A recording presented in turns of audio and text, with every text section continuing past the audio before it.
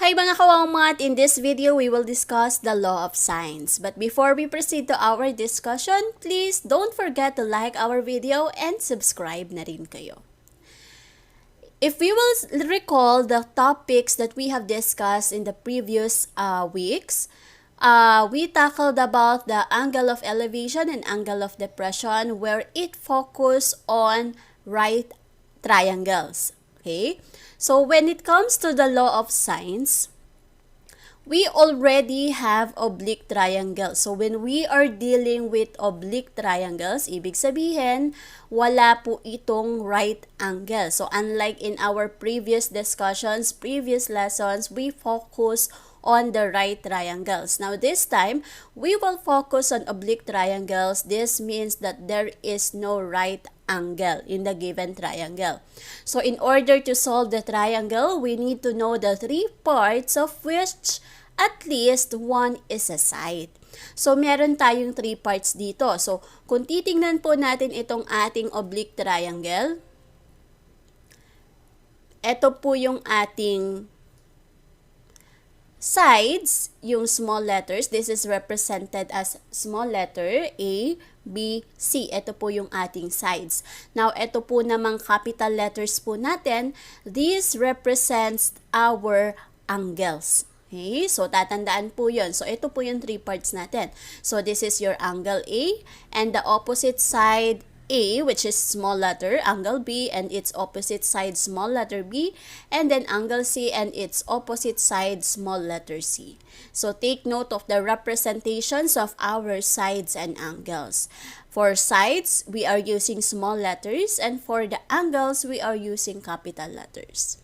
Now, let's talk about the law of sines. So these are the three parts of the law of sines. So make sure that you have remembered all the parts of the given law if the given triangle is an oblique triangle. So we have here sine A over A. So ito po yung ating angle. This is your side is equal to sine B over B, your angle over your side, which is also equal to sine C over C. So this is your angle over its opposite side. Okay? Now, take note of the following. The law of sines can also be written in the reciprocal form. So, when we are trying to solve oblique triangles using the law of sines, you can also make use of the reciprocal of its three parts. So, pwede rin po siyang ganito. A over sine A is equal to B over sine B, which is also equal to C over sine C. So, you can make use of this or this one. Another, the law of sines can also take several forms. So, etong forms na na-form dito is when we are trying to cross-multiply na po kapag magsasolve na tayo rito. So, let's say for example, eto po, ang kukunin natin ay eto po, ang gagamitin natin. So, if I will be using A over sine A is equal to B over sine B, and then A is the unknown, so I have to cross-multiply, right? So, that will become A is equal to B times sine A over sine B. Okay? So, A is equal to B times sine A over sine B, kung ito po yung ating gagamitin. Okay? And then, the rest, ganun din po. Okay? So, if you will be looking for B naman, baliktad naman tayo, and then this one naman, B as the unknown or C as the unknown, or kapag ito naman ang ginamit mo, A as the unknown or C as the unknown. So, ay ito po yung ating 6 forms na pwede rin po natin gamitin sa law of sines. Now, when the two angles of a triangle are given with one side, we first find the third angle and then use the law of sines to find the other two sides. So, ito po yung tip na ma-share ko na kapag given po yung ating triangle at given po yung two angles, okay? Ang lagi po natin gagawin is kunin muna yung third angle before tayo mag-proceed sa law of sines para mas mabilis. So, kapag nakita nyo yung triangle, given yung two angles, let us first find the third angle. And then, let's proceed to the law of sines. And then, number 4, the law of sines can be used in solving a triangle when we know any of the following. So, we are using law of sines, tatandaan po ito, hindi po lahat ina-apply natin ang law of sines. So, gagamitin lang po natin yan kapag meron po tayong one side and two angles. So, ito nga po yung gagawin natin dito sa number 3 kapag ito po yon yung letter A. Na kapag meron tayong one side at given yung two angles, ito po yung number 3. Number 3 na hahanapin muna natin yung third angle. So, it is in the form of ASA. Ayan po, meron tayong dalawang angles. Or AAS. So, as long as meron siyang one side and two angles, we can make use of the law of sines. Another is, if you have two sides and an angle opposite these sides. Ito naman yung SSA. So, ito po yung meron tayong dalawang sides and an angle opposite of these sides. Ibig sabihin, yung angle mo dito ay non-included. Okay? So, in this case, mamaya ipapaliwanag natin na dito sa letter B, meron tayong tinatawag na ambiguous case. So, explain natin yan isa-isa. Let's proceed. So, I have here triangle ABC with sides A, B, and C. Ngayon, in this triangle, ang given lang po natin is yung opposite ni angle B. So, ito pong side B, which is 15.8 inches. So, we are asked to find the side of A and C. So, before we find the measures of each side, sabi nga kanina, nagsabi ko, take note of the following, na kapag given po yung ating dalawang angles, hanapin na po agad, makukuha na natin agad yung third angle. Okay, so kunin na po muna natin yung third angle. So, given the two sides and the included side, so we can, ito po yun, meron tayong dalawang angles and an included side. So, solve the triangle shown in the figure. So, first, find natin muna yung third angle. So, in finding the measure of the third angle given yung two sides, so apply lang natin yung triangle sum theorem that the sum of the interior angles of any triangle is always 180. So, that's why we are subtracting the sum of angle A and C from 180 kasi ang sum po lagi ng interior angle ng triangle is always 180. So, 180 degrees minus the sum of angle A and angle C. So, that is 180 minus 43.8 degrees plus 62.2 degrees. So, add muna natin sila. So, we have 180 degrees minus 106 degrees. Your angle B will be 74 degrees. So, nakuha na po natin yung ating third angle. Now, this time, hahanapin natin yung length ni A, side A, and side C. So, this is the time where we are going to apply the law of sines. So, gagamitin natin siya. Now, since 3 parts siya, lahat ba nung 3 parts ay gagamitin natin? No. Okay? So, ang gagamitin lang po natin, kuha lang po tayo ng dalawa. Siyempre, dapat included yung hinahanap natin, yung unknown. So, dito, unahin muna nating hanapin yung side A. So, I will be using A over sin A. So, again, pwede pong reciprocal ha, pwede pong sin A over A. Now, so A over sin A, since ito po yung hahanapin natin. Now, ang gagamitin natin is equal to B over sin B. Bakit B? Kasi ito po yung may kumpleto ng given. Okay, ito po yung meron na pong given, yung B natin, yung angle B, and yung side B. So, ang gagamitin po natin yung may kumpletong given. Hindi pwede na C. C and then sin C. Kasi, dalawa yung magiging unknown natin. Paano natin masasolve yun? Okay? So, since ito yung unknown, ito yung hahanapin natin, ang gagamitin natin ay ito po, yung sin B and then B. Ito po yan. Okay, so let us substitute. We have our A, and then sin A, your sin A is 43.8 degrees, is equal to your B, which is 15.8. So again ha, yung small letter po natin, that is your side. And then sin B, this is an angle, so 74, sin 74 degrees. So we have, by cross multiplication, ito po yung pasok dun sa 6 forms natin. Since we are looking for A, which is this is our unknown, ano pong gagawin natin? Cross multiply. So we have A is equal to, cross natin, so we have 15.8 times sine 43.8 degrees, or pwede rin naman baliktad, any. Kasi pag kinompute naman natin yan, pareho lang po ang lalabas dyan. And then, over sine 74 degrees. Okay, let us solve it using calculator. So, first is you have to press the fraction icon. And then, sine 43.8, and then close, times 15.8, and then close. And then, arrow down, sine 74, and then close. So, equals natin. So, that is 11.38. So, ayun po yung ating nakuha. So, your A is equal to 11.38 inches. Next. For us to solve for C, okay, para ma-solve naman natin si C, so, pwede namang ito na po yung gamitin mo na rin. Okay, now, pwede ba na C over sin C is equal to A over sin A ang gamitin mo? Yes, pwede rin po. Bakit pwede mo nang gamitin yung A dito? Kasi po dito, kompleto na yung given mo. So, pwede mo nang gamitin si A over sin A. Okay? So, pwede namang iba. Hindi kailangan palaging B. Basta, kompleto yung given. Kompleto yung angle niya and yung opposite side. Meron ng sukat. Okay? So, let us solve. Substitute natin. So, C over sin C, or C is 62.2 degrees is equal to your B.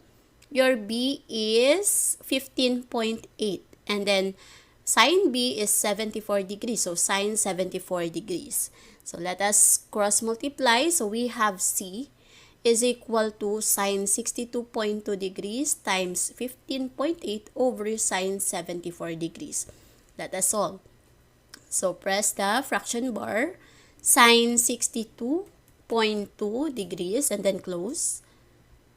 Times 15.8 and then close over, arrow down, sin 74 degrees and then close.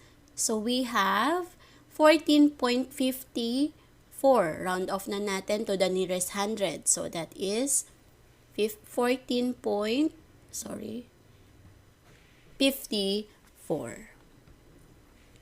So, our C is 15.54 inches. Next, so we have here given two angles and one side. So again, given ulit yung two angles natin. So kapag given yung two angles and one side, ang gagamitin natin law of sine. So since given yung two angles natin, we can easily find the measure of the third angle. So para mahanap natin, subtract lang po natin yung sum nitong two angles natin sa 180. So we have 180 minus A plus B, the measure of your angle A and angle B, which is 45 and 50. So that is 95. So 180 minus 95, that is 85. Therefore, your angle C is 85 degrees. So we can now find the measures, the length of side B and C. So how are we going to find B and C? So since meron na tayong given dito na kumpleto, the angle and its opposite side, so yun ang pwede natin gamitin. So let us find first B. So, ang gagamitin natin, ang i-prepare natin sa kanya ay si A over sin A, since yun po yung may given na. So, let us substitute B over sin 50 degrees, your B is 50 degrees, is equal to your A, which is 8, over sin 45. So, your sin A is 45. So, we have to cross multiply since B is our unknown. So, B is equal to sin 50 degrees times 8. Over sin 45 degrees. So, using the calculator, so press the fraction icon or button, and then sin 50, and then close, times 8, and then close, arrow down, sin 45, and then close. So, that is equal to 8.67. So, that is equal to 8.67. Therefore, your B is equal to 8.67. Next, let us solve for C. So, applying again the law of sine, since we have two angles and one side. So, C, Pwede mong gamitin ulit si A or pwede namang gamitin mo na ito, yung B, kasi nakuha na natin yung measure niya. Pwede nang ito or pwedeng ito. So, substitute natin C over sine 85. Your C kasi is 85 degrees. So, sine 85 is equal to, your A is 8 over sine 45 degrees. So, cross-multiply natin. So, we have C is equal to sine 85 degrees times 8 over sine 45 degrees. Let us solve using calculator. So, press the fraction icon and then sine 85 degrees. And then close. And then multiply by 8. Close. Arrow down. That is sine 45 degrees. So, close equals. So, that is 11.27. So, your C, your side C is equal to 11.27. So, again, nahanap natin yung sides and angles using the law of sines. Now, let's talk about the ambiguous case. Ano ba itong tinatawag natin na ambiguous case? Ito naman yung kanina sa mga previous examples natin, meron tayong dalawang angles and isang sides. That's why madali para sa atin na kunin yung measure yung third angle. And then, proceed tayo sa law of sines. Now, this time, nagkakaroon tayo ng ambiguous case. Ito naman yung kapag ang given mo ay meron kang dalawang sides and a non-included angle. Pag sinabing non-included angle, ito yung angle na opposite sa any of its two sides. So again, ambiguous case, ito po ay nangyayari or meron lang po possible kapag ang given po ng triangle natin ay two sides and the non-included angle. So there are three possible situations na pwedeng lumabas. So ito yung mga possible na solution. So pwedeng walang triangle na nag-exist kasi the measures are not possible. So, pwedeng walang triangle dahil yung mga measures niya ay impossible. And then, pwede namang there is really one triangle that exists. And then, the other one is there are two distinct triangles. Okay? So, kapag ambiguous case, again, in this case, na kapag two sides and an included angle, non-included angle, ito po yung tatlong situations na pwedeng lumabas. Walang triangle, there is exactly one triangle, and there are two distinct triangles. Now, paano ba natin malalaman kung alin dito sa tatlo? Meron tayong 6 cases. So, itong 6 na cases na to ay pwede nating magamit for us to easily identify or determine if there is a solution, there is one solution, or two solutions. Okay? So, let us first discuss the first condition. So, yung first condition natin, ito po yung if your angle A is greater than 0 degrees but less than 90 degrees. So, in this condition, meron tayong 4 na cases. So, tatandaan po natin yung 4 na cases natin. Kasi, doon natin malalaman kung no triangle, one triangle, or one solution, or two triangles, or two solutions. So, doon natin siya malalaman. Kasi kung nakita na natin na lumabas siya sa case number ganito at ang lumabas ay no triangle, then kahit di na tayo mag-proceed sa solution kasi wala nga pong triangle na nag-e-exist doon. Okay, so dapat alam natin. So let us first discuss the cases under this condition wherein you have an acute angle here kasi greater than 0 but less than 90. So, yung first case natin, case number 1, if your A is less than B times sine A, then your sine B is greater than 1. So, ito lang po yung tatandaan. Kapag yung sine B po natin, ang lumabas ay greater than 1, mas mataas sa 1. So, this means that no angle B, wala tayong angle B na makukuha. Ibig sabihin, ganito po yung case ng triangle na yon. So, kapag yung A mo, yung sukat nung side nung A mo ay mas mababa sa B, at yung sine B mo na lumabas o na-compute mo is greater than 1, ibig sabihin wala pong angle B na magkakamap doon.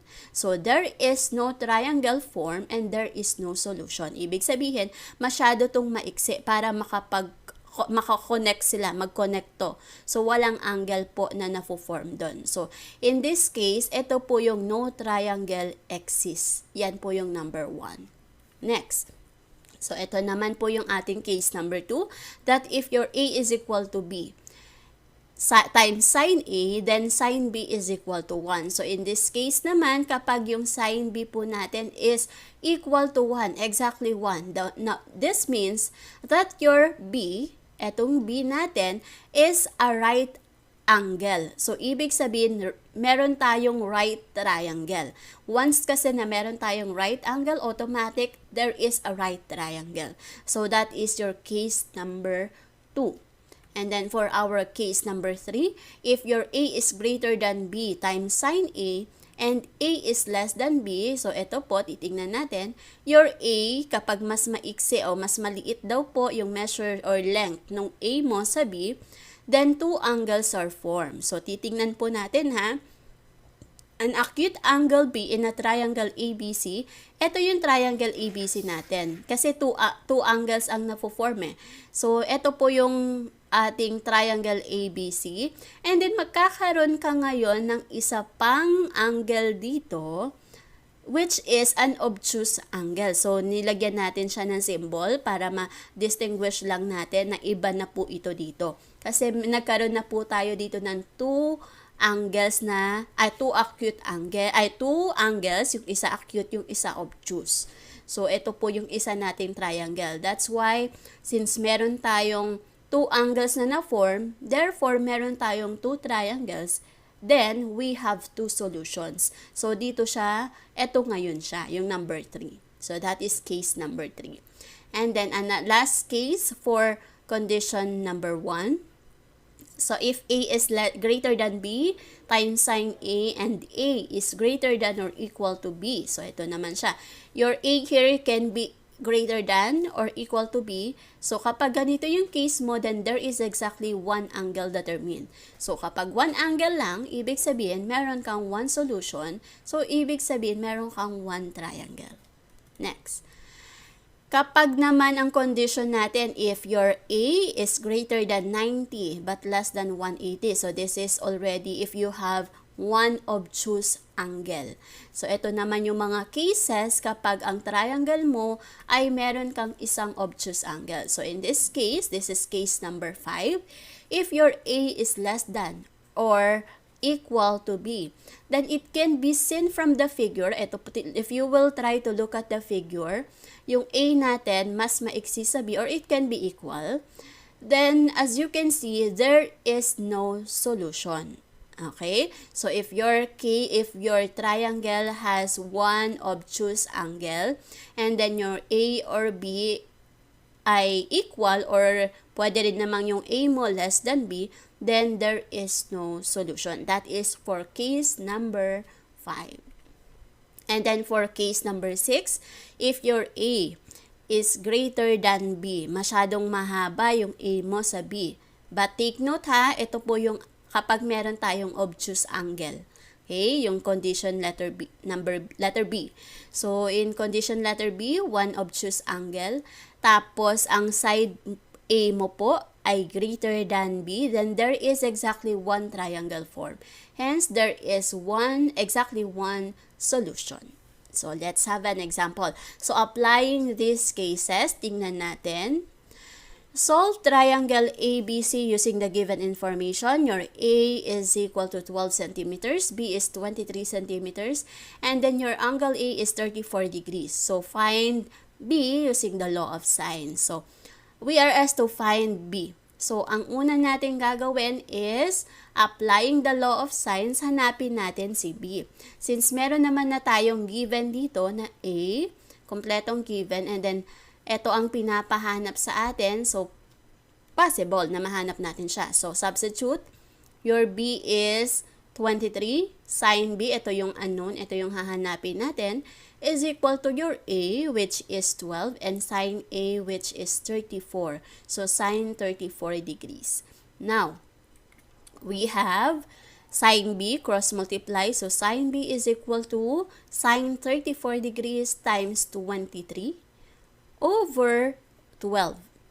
Okay? So, isolve natin siya using calculator. We have sin 34 degrees.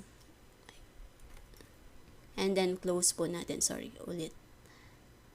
Okay, so we have sin 34 and then close times 23. Close. And then arrow down, we have 12. Okay, equals. So we have 1.072. So your sin B is equal to 1.072. Now, if we will go back dun sa mga cases natin, this is under case number 1. That if your A, ito yung A natin, A is less than B. So 12 is less than 23. So, A is less than B, sin A, then sin B is greater than 1. As you can see, your sin B here, ang lumabas po ay greater than 1, which is 1.072. So, ibig sabihin, based dun sa ating case number 1, this means that no angle B is determined. Ibig sabihin, there is no triangle form and there is no solution. So, impossible po na maka-form po tayo ng triangle dahil maiksi po ito. Hindi po yan magko-connect. So, ibig sabihin, the equation sin B 1.072 has no solution, then there is no triangle exists with the given measures. Impossible po yan. Kasi nag-satisfy siya dun sa ating case number 1. At based dun sa case number 1, wala po tayong solution doon. So, yun po yung ating isa sa mga possible situations na lumabas kapag ambiguous case. Next. So, given two sides and one angle. So, again, ambiguous case ay makikita po natin kapag meron po tayong two sides and one angle. Solve the triangle shown in the figure. So, we have solve for B and C. B and C ang wala natin. So, para makuha natin si B and C, we can still apply the law of sines. So, since may given naman tayo dito na angle A and its opposite side, so apply natin siya. We have your B is 11. So, we are looking for B. 11, I mean sin B. So, 11 is your B over sin B. Ito po yung ating unknown. Your A is 18. Opposite yan palagi ni angle A. So, 18 over sin 73 degrees. So, ang makukuha po natin dyan ay sin B cross multiply. So, sin B is equal to sin 73 degrees times 11 over 18. So, let us solve. So, we have sin 73 close, and then times 11, arrow down, we have 18, and then equals. So, we have 0.5844. So, ang nakuha po natin ay 0.5844. Now, this is under case number 6. Why? Sabi sa case number 6, if your sin B is greater than 0, but less than 1. So, as you can see, ang sin B na nakuha natin ay mas mataas sa 0, but less than 1. And, if your A is greater than B, kung titingnan natin sa figure natin, your A, yung side A mo, is greater than the side B. 18 is greater than 11. Then, there is exactly one triangle form. So, dito pa lang, malalaman mo na merong triangle na mafo-form. Therefore, there is exactly one solution. Okay. So, ibig sabihin, pwede tayong mag-continue kasi possible yung mga measures niya. Okay? So, kapag ganito na na-solve mo na yung sin B at na-identify mo yung case niya, gawin na lang po natin is, since nakuha na po natin to, shift, and then sin and then answer. Kasi nakuha na natin yung sagot kanina. So, we have, that is, your sine B or your angle B is 35.76 degrees. So, ito po yung ating B, 35.76 degrees. Now, makukuha na po natin yung ibang measures. So, kanina, dun sa example number 1 ng ambiguous case natin, hindi tayo nag-continue kasi nga, the measures are not possible. Okay? So, hindi siya makaka-form ng triangle. Now, dito, pwede tayo mag-continue. Okay? So, makukuha na natin ngayon yung measure ni angle C. Anong gagawin natin? Subtract lang po natin itong sum nito sa 180. So, 180 minus, your A is 73, your B is 35.76. So, that is 180 minus 108.76. That is 71.24. So, your angle C is 71.24 degrees. Now, makukuha na po natin ito applying the law of sines. So, ito yung unknown natin. So, ito gagamitin natin. C over sine C is equal to, you can make use of B. Pwede rin po yung B or pwede rin pong A kasi pareho naman pong may given na siya. So, A over sine A ang gagamitin ko. So, substitute natin. C over sine, your C is 71.24 degrees is equal to your A, which is 18 over your sine A is 73 degrees. Again ha, pwede rin pong gamitin yung B. Okay? Basta yung kompleto po yung given niya. Now, let us solve. So, by cross multiplication, we have C is equal to sine 71.24 degrees times 18 over sine 73 degrees. So, let us solve using calculator. Fraction bar, I mean fraction icon, and then sine 71.24, and then close times 18, and then arrow down, we have sine 73,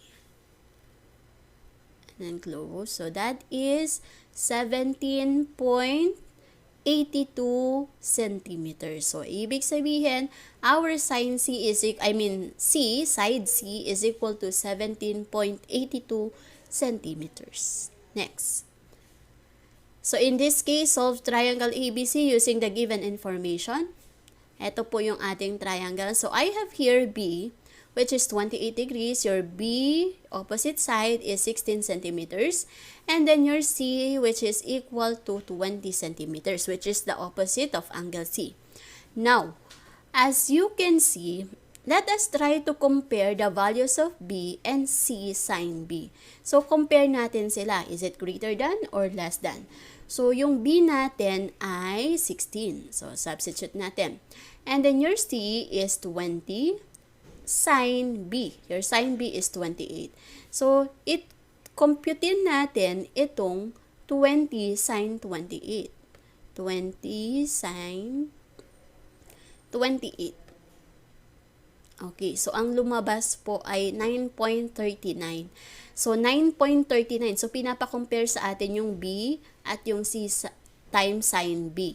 So, ang lumabas po dito ay 9.39 compared to B, which is 16. So, therefore, 16 is greater than 9.39, right? So, B is greater than C times sine B. So, that's why ang symbol natin dito is greater than. So, B is greater than C times sine B. Since B is an acute angle, and C is greater than B, tignan po natin yung given natin, B is an acute angle because it is greater than 0 but less than 90, and then your C is greater than 16, then this is under case number 3. This is an ambiguous case and there are two possible solutions. So, ang case number 3 natin, ito yung meron tayong dalawang solutions kasi meron po tayong dalawang triangle na na-form. So, let us solve. So, focus muna tayo doon sa bigger triangle. Ito po yun, yung ABC. So, para hindi tayo malito, ito pong sa bigger triangle natin, naglagay po ako C sub 1. Para naman dito sa smaller triangle, ang nilagay ko po ay C sub 2. Para hindi po tayo, ito po yung ating smaller triangle. So, sa smaller triangle, ABC, C sub 2 po. So, sa bigger, ito po yun. Ito po naman po sa smaller. So, solution number 1, so ang kukunin muna natin yung sa bigger triangle. So, we have to look for the measure of C. Okay, for C. So, we have 16. Your B is 16, your B, sin B is 28, and then your C is 20. Ang C natin ay 20, ito po yung ating C. And then your sin C sub 1. So, ito po yun ha, C sub 1, opposite niya. So, ito po yung hahanapin natin na angle. Okay, ito po yung hahanapin natin na angle. So, cross multiply tayo. So, sin C sub 1, focus muna tayo sa bigger triangle.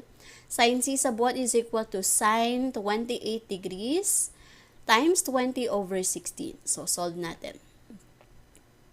So, we have sin 28 degrees times 20. Ayan po. Arrow down, 16. So, ang lumabas po is 0.5868. So, ibig sabihin, ano pong ibig sabihin nito? Your C sub 1, kukunin na po natin ngayon ang ating sin. So, nakuha na po natin. Sin C sub 1, ito po siya ha, 0.5868. Now, paano natin makukuha yung angle? So, ito pong nakuha nating sagot. Click lang po natin yung shift since that is an angle.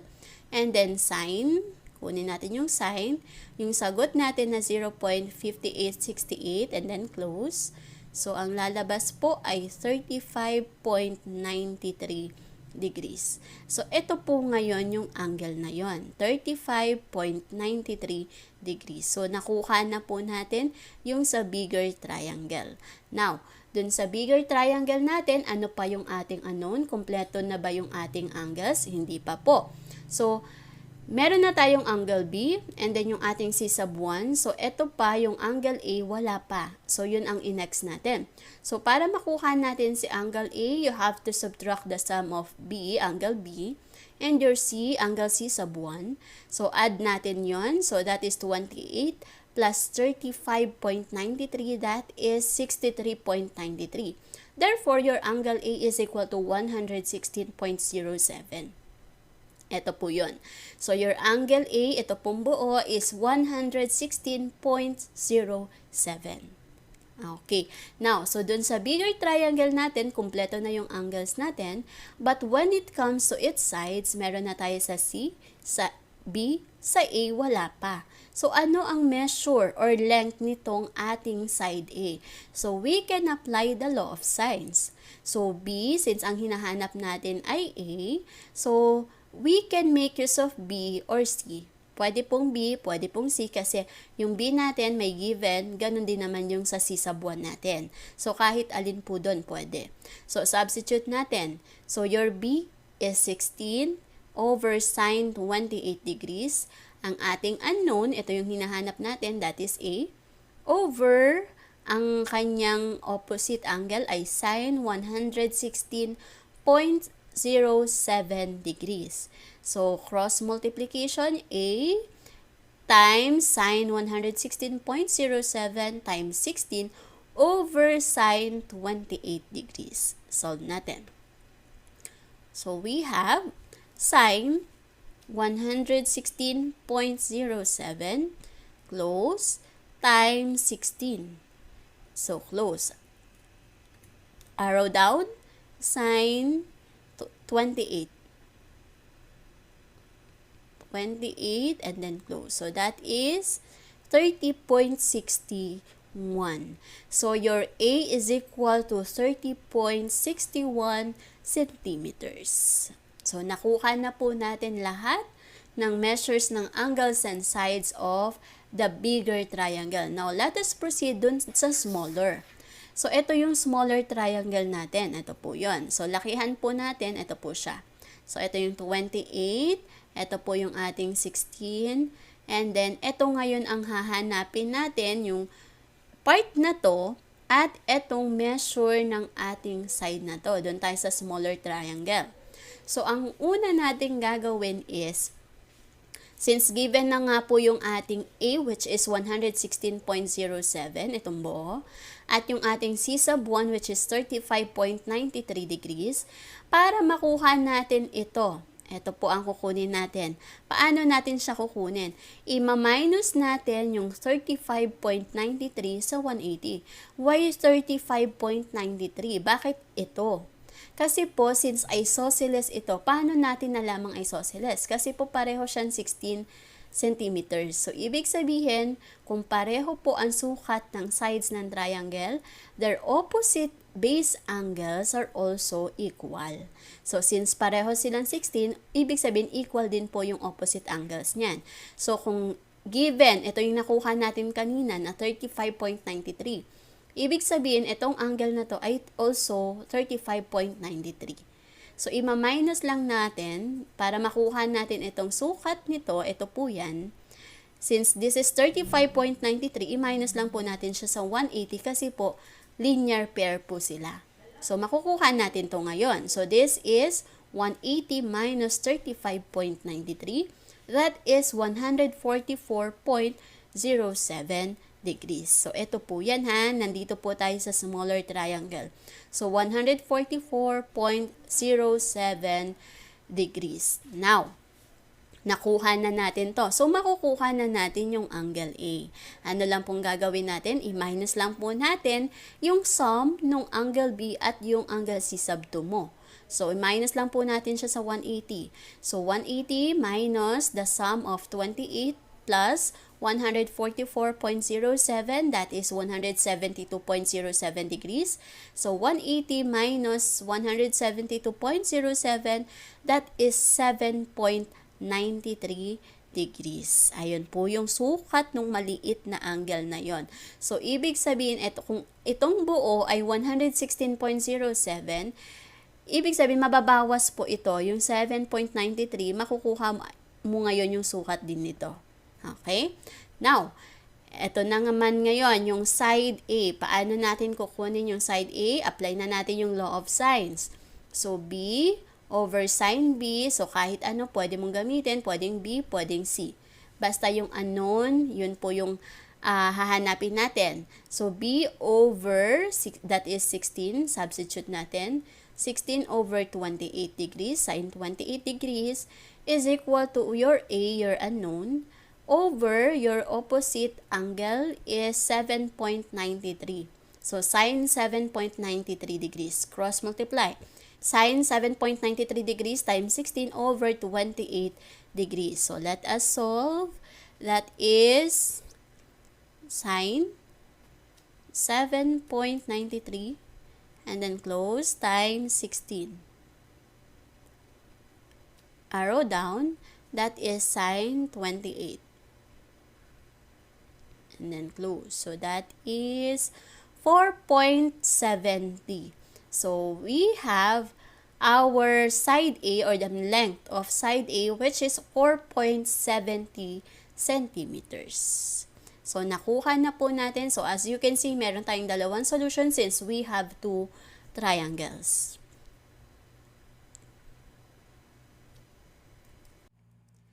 Thank you for watching this video. I hope you learned something. Don't forget to like, subscribe, and hit the notification bell para updated kayo for more video tutorials. This is your guide in learning your math lessons, your Walmart channel.